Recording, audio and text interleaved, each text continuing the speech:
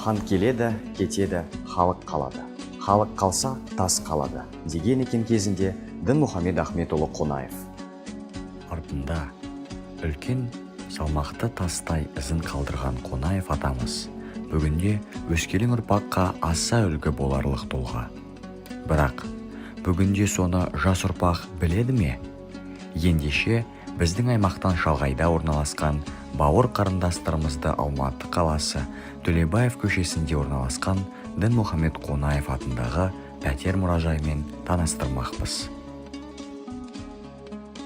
Мұражай топтамасында көрнекті мемлекет қайраткерінің өміріне қатысты 3000-ға жуық экспонаттар сақталды. Солардың бірі және ең қызықтысы қару-жарақ топтамасы. Себебі атамыз аңшылық кәсіпті өте жақсы көрген. 24 жыл өмір сүрген шағын пәтері. Ұлы тұлғаның 90 жылдығына орай мұражайға айналып, 2012 жылдың қаңтар айында өз көрермендеріне алғаш есігін айқара ашқан еді.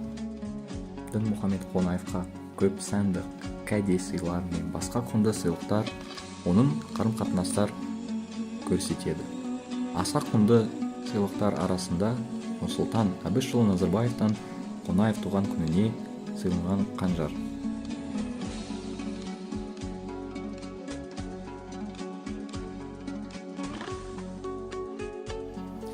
Кеңес үкіметі кезінде Советский Казахстан хабарының шығарылымы алдын алы орталық кеңестік бақылауына ай сайына өтетін болған.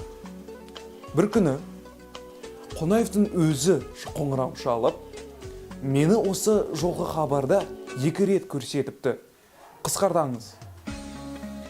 1 рет көрсетсе де жетеді деген екен. Осы сөзінен ол кісі өте қарапайым, бетегеден биік, жосаннан аласа болғанын білеміз. Қонаевтың жеке күзетшілері болмаған. Басқа қызметкерлер жеке күзетшілерімен жүргенде, ол кісі жай ғана жұмысқа жаяу барып, жаяу келген. Тіпті академик шені үшін 340 рубльдік төлемақыдан да бас тартқанын білеміз. Міне, осы қарапайым қара костюмді Дінмұхамед Қонаев әр күнде жұмысқа киген.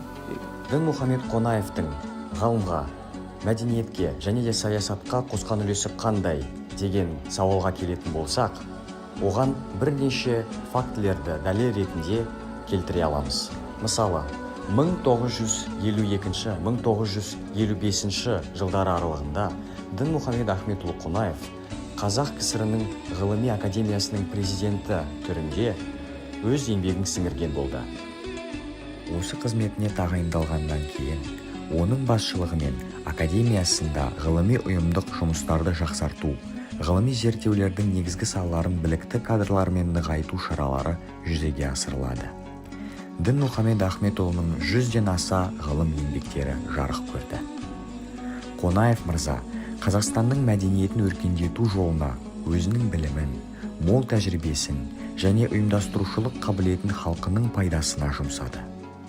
Оның бастамасы бойынша бой көтерген Алматыдағы Республика сарайы, Медео спорт кешені, Балуан Шолақ атындағы спорт және мәдениет сарайы, Республика алаңы, 25 қабатты Қазақстан қонақ үйі, Мұхтар Әуезов атындағы академиялық драма театры, Михаил Лермонтов атындағы орыс драма театры, қазақ циркі, ұлттық кітапхана және көптеген тағы басқа ірі ғимараттар Қазақстан Республикасының визиттік карточкасы болып қалды.